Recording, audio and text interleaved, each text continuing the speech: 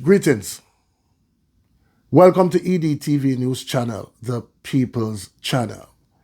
In this report, you'll talk about Finance Minister Fayval Williams, who is one of the worst finance minister in the history of Jamaica and to a greater extent, the world. And also we'll talk about Everald WARMINGTON, discipline, Juliet, HOLNESS, the Speaker of the House, the wife of Prime Minister HOLNESS. And also we'll talk about Alfred Dawes versus Fayval Williams and Damion CRAWFORD and Dayton Campbell. Stay tuned for the full report. Blessings to all subscribers and viewers. If you're here for the first time, you can support the channel by like, subscribe, share, hit the notification bell. So people, we'll start off with Everald WARMINGTON disciplining the Speaker of the House, the wife of the Prime Minister HOLNESS, Juliet HOLNESS. Oh, sorry, member. Your mic is on. My apologies. It's me here. Go right ahead, member Warmington. Madam Chairman, I've been here since 1980, came back 2002. And I'm amazed to see that the Permanent Secretary is responding to questions in this House. The Minister ought to respond to any question asked here, not the Permanent Secretary. So I'm asking, maybe not asking, may I say, return to the protocol in this House, whereby questions are not directed to the Permanent Secretary, and the Permanent Secretary does not respond. Technical officers, consultant advisors do not respond in this House. All answers must be... No, additionally, your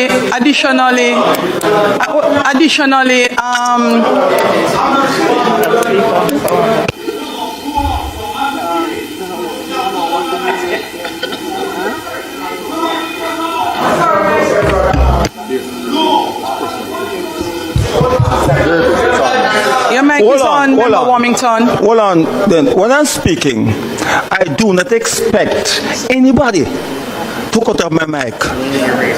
I came back here. Warmington. Let me finish. Member Warmington. On a point of order. No. On Chairman, you don't call point of order. From the chair. Member Warmington, you have several mics on, and I don't even need to call on any privilege as chair. You had other persons also making a point of order. But they can't cut me off in the middle of it. Have no clue if you're finished, and I didn't know your mic was off. I did not complete what I'm saying, Madam Chairman. Chairman. Complete your statement. Madam Chairman, may I say to you, you cannot call point of order as Chairman and Speaker. I don't even want to use point of order privilege. can come from only the floor, not from you. You had one from the floor. No. The chairman can't call point of order on me. We can call point of order, not the chair or the speaker. But I'm saying that I've never seen it in my 30 years here. Yes, and you have said that before, and you will not repeat in the House. Complete your complete your intervention, Member Madam Warmington. Chairman. Member Warmington. Madam Chairman. Complete your intervention without repetition. I have the greatest respect for you, but do not. I have the largest number of votes in this House, 10,000 plus. So do not do it. And don't cut me off either. Let me speak. I'm saying when a member raises an issue, his only minister can respond in his House, not Permanent Secretary officers. I'm trying to the attention of this House. I came in 1980, never before. But I don't finish yet. Don't cut me off. I'm saying only the minister can respond. The Permanent Secretary. So now you see it clearly, people, that Juliet HOLNESS is afraid of Everald Warmington. And people been saying this all the time, that the HOLNESS, his wife and husband, Prime Minister and Speaker of the House, that Everald Warmington have their secrets. And if I would bet people, I would bet that way, that Everald Warmington have the whole Mrs. family secrets. Because we see it all the time in the House of Parliament, where Juliet Holness take out her frustration and the opposition MPs all the while shut off their mic, talk to them anyway, like some little picnic, and them have to take it. But when it comes to Everald Warmington unleash a wrath on the Speaker. You know what I'm saying, people? No, we'll move on from that, people, and we'll talk about now Fayval Williams versus Alfred Dawes. We're getting about 3.6 billion US dollars, mostly in loans, not grants.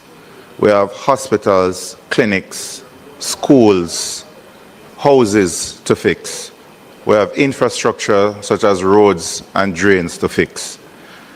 When the minister gave his presentation about where that $150 billion would be going, and let us put it in perspective, this is $24 billion, sorry, 150 million US, 24 billion Jamaican dollars. He said that the restoration would be done by what, the end of February, January, as opposed to April, May, June. Now, what is the opportunity cost of bringing restoration of electricity await forward by three to 4 months? $24 billion to move restoration forward 3 to 4 months. What is the opportunity cost? What are we sacrificing? What are we sacrificing for $24 billion to be spent so that we don't wait 3 months for restoration? What can that $24 billion do when everything else that we're borrowing, it is going to come at a cost for interest rates? Who made that determination that 3 months of earlier restoration is worth $24 billion at a time like this?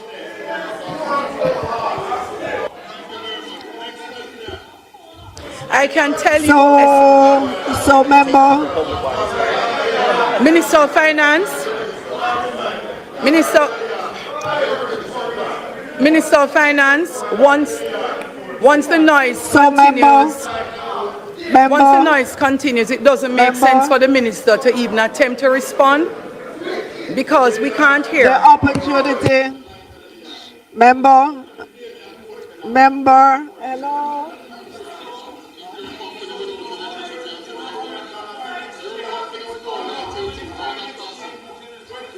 So, member, hello.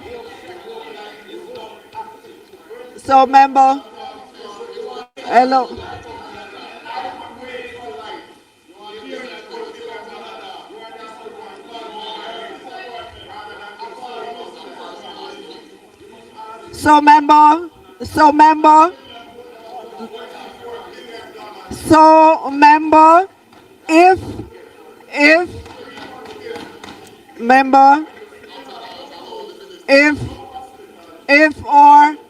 if our hospitals,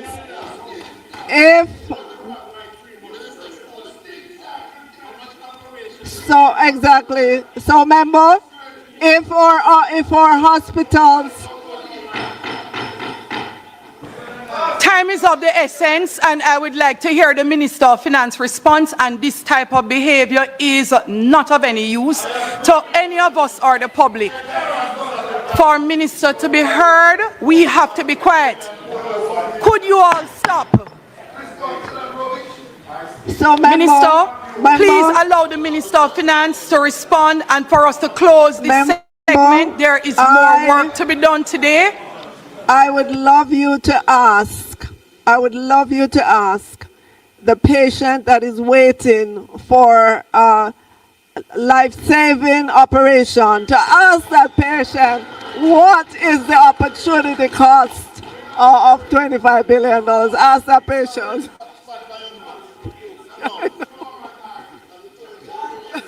So now you see, people, where Alfred Dawes asks a legitimate question because it's concerning the JPS 150 million US loan.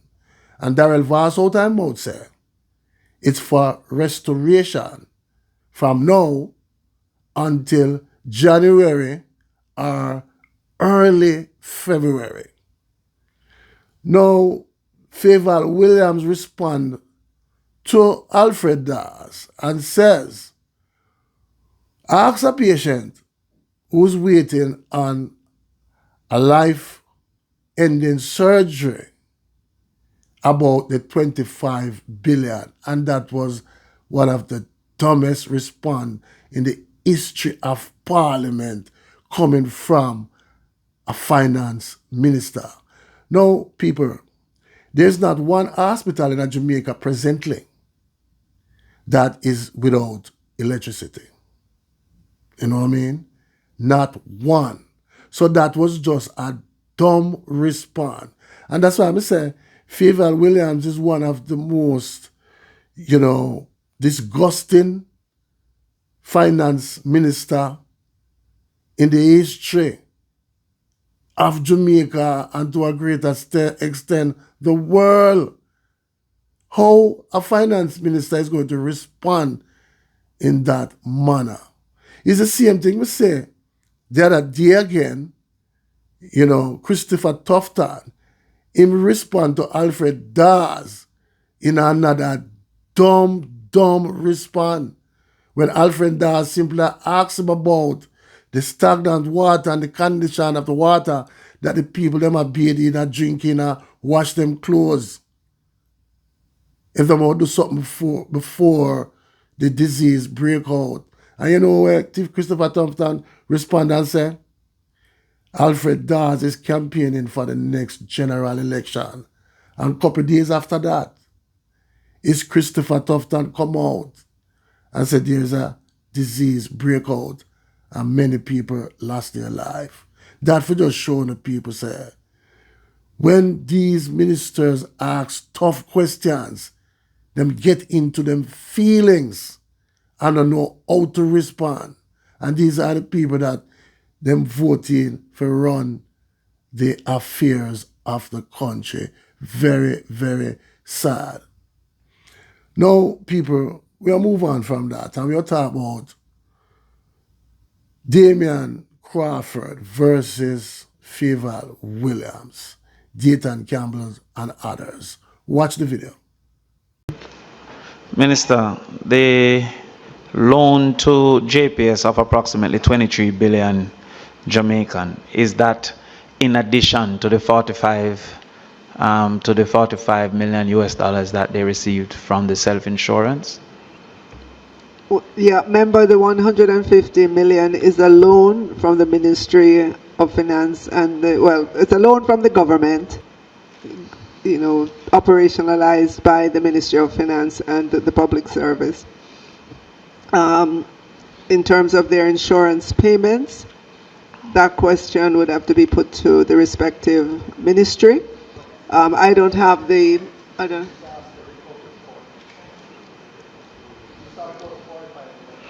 Okay, from the OUR, it has nothing to do with the loan. It's separate from the loan. So that is separate from the loan. Yeah.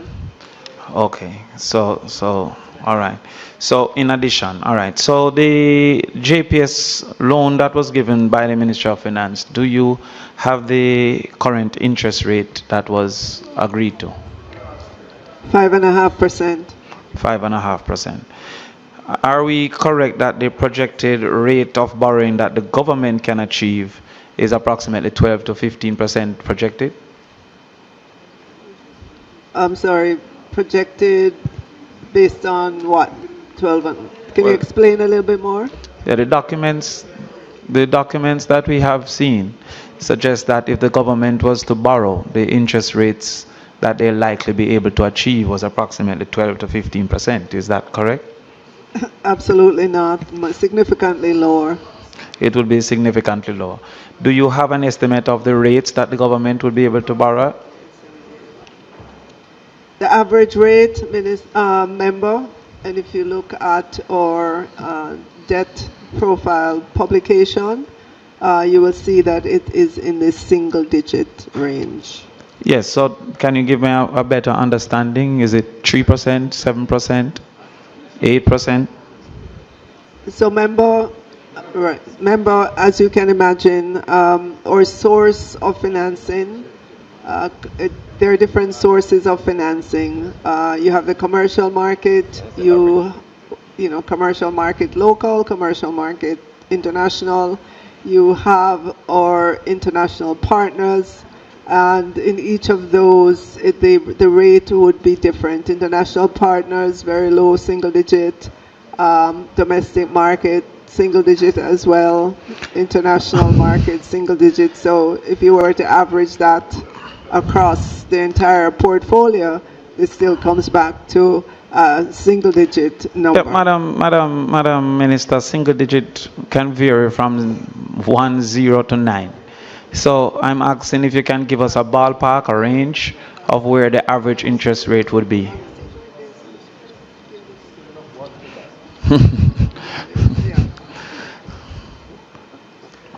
All right, so member, just to direct you, there is a publication that's done. It's called our medium-term debt management strategy. This one goes from fiscal year 2025 to 2026 to fiscal year 2028-29, and it goes in great detail about the loan portfolio. And as I flip through the pages, you will note that, all right, so if we look at our domestic interest rate,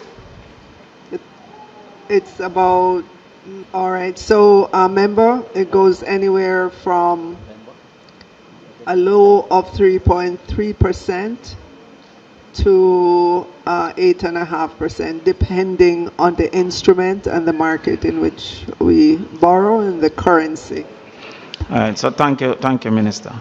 As it relates to the 3.6 billion US dollars, approximately, that's what, 500 billion Jamaican, is any portion of that to be in this supplementary budget? Oh, none of that is in this fiscal year's None of that is in this fiscal year. If I can go back to the 24 billion for JPS, how would that impact the liquidity and the ability to implement projects going forward this year into this budget? How would that impact the government? Yes, the housing, the water, the food packages, the removal of that 25 billion in a loan to JPS, how would that impact the budget's ability? It does not. We have ample liquidity to manage what we, set out to do this fiscal year. Okay. What's the estimated impact of this 3.6 billion on the debt to GDP ratio moving forward? So, member, we're not going to take everything on our books all at once. We will be very careful about the drawdown on these facilities that are available to us. As you can imagine, these facilities are to enable us to do big projects that would add to the GDP growth. These projects are going to be over 1, 2, maybe 3 fiscal year. Yes. So there will be a time frame over which these loans would be drawn down as the projects. So considering So first question, did the Prime Minister misspoke when he said that over 3 years we'll be doing the drawdown?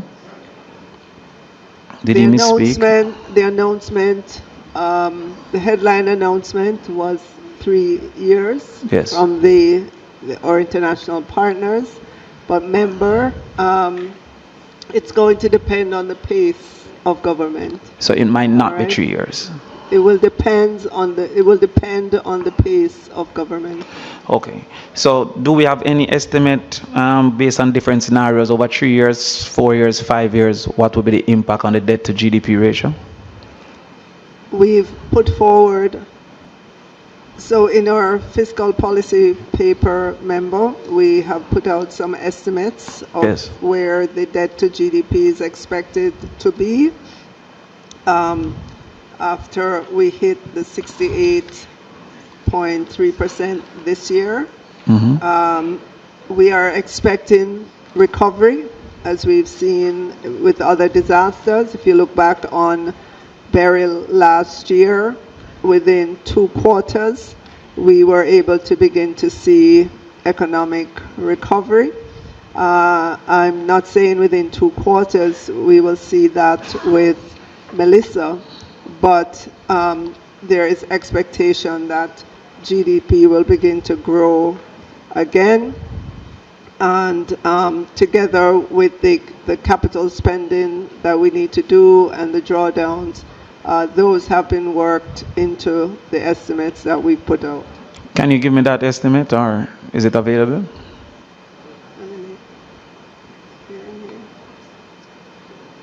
Right. So we have some preliminary estimates in this medium-term publication as we concretize the projects, and we know the life cycle of the projects, and we know the drawdowns. Those will be reflected in numbers in the future. But these are our preliminary estimates that we lay out in the fiscal policy paper interim report. And at its peak, what is the debt to GDP ratio based on your estimates? What's the peak debt to GDP ratio? 68.3%. So after the addition of the loans, we expect that the growth would be sufficient to maintain a debt to GDP ratio of 63.8%? 68.3% at the end of this fiscal year 25-26, by the time we get to the end of it. And then as we go forward, we're expecting recovery in our GDP.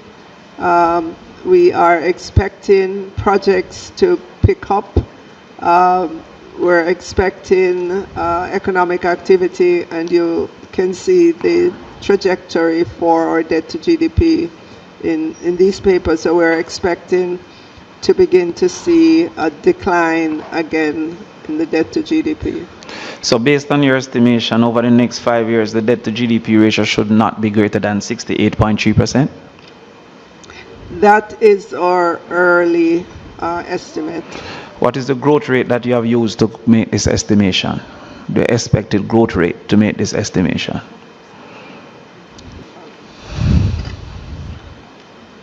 All right, so member, over the medium term, in terms of real GDP growth,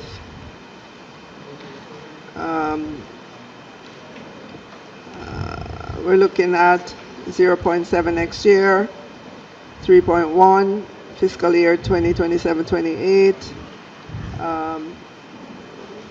and 1% fiscal year 2028-29. And that's the real GDP growth. Obviously, nominal GDP growth would be different numbers. So our estimation, if we take the fulsome loans, are that rates of growth of 3% or less would be able to keep us at 68.3%? No, we're not going to be kept at 68.3%. With the hurricane this year, our estimation that we will end this fiscal year 2025-26, which comes to a close at the end of March of next year, that when we look at our debt to GDP, then it will be in the range of about 68.3%, primarily due to the decline in the GDP. Okay, let me correct my question. Are you suggesting that it's going to be 68.3% or lower at rates of growth of 3% or averaging that 3%? Yes, we're expecting it to be lower, member. Okay. Now, we have also seen in the fiscal paper that there's a target of 60% by 2030. I figure you'll be taking that today as well. However, have you done any estimates on the level of surplus that we'd have to sustain to achieve that? All right, so member, or preliminary estimate to achieve a 60% debt to GDP would be by the end of fiscal year 2029-2030. Do you have an estimate of what the surplus levels would have to be? So, member, as you can imagine, as we move forward, we will have greater clarity in terms of the growth from the various sectors that have been decimated by the hurricane. We'll have greater clarity about agriculture, about tourism, about the business sector, just about growth in general. But sitting here today, we have to look into the future and give our best estimate. Those estimates are subject to change up or down as we get greater clarity in terms of our growth rates, as we get greater clarity in terms of the projects requiring spending, and as we get better clarity just about the needs coming from the ministries, departments, and agencies. Okay. There was enrolled in the grand announcement of $6.7 billion, a private sector loan of $2.4 billion. I think US dollars. I think MP from where Juliet is from again, Southeast St. Andrew, had asked the question, is this dependent on the appetite of the private sector for loans?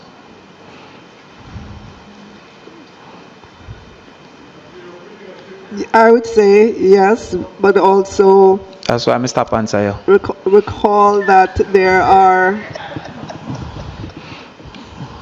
many projects that government may need to get done, that it could enter into PPP agreement with the private sector and so on.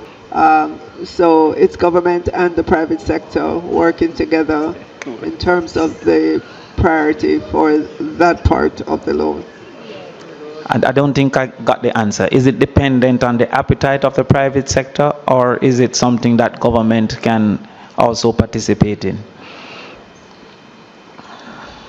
Right at this moment, it's earmarked for the private sector, but as I'm indicating, there are big projects that I know government would love to get done that it could do in collaboration with the private sector. For example, it could be structured as a public-private partnership.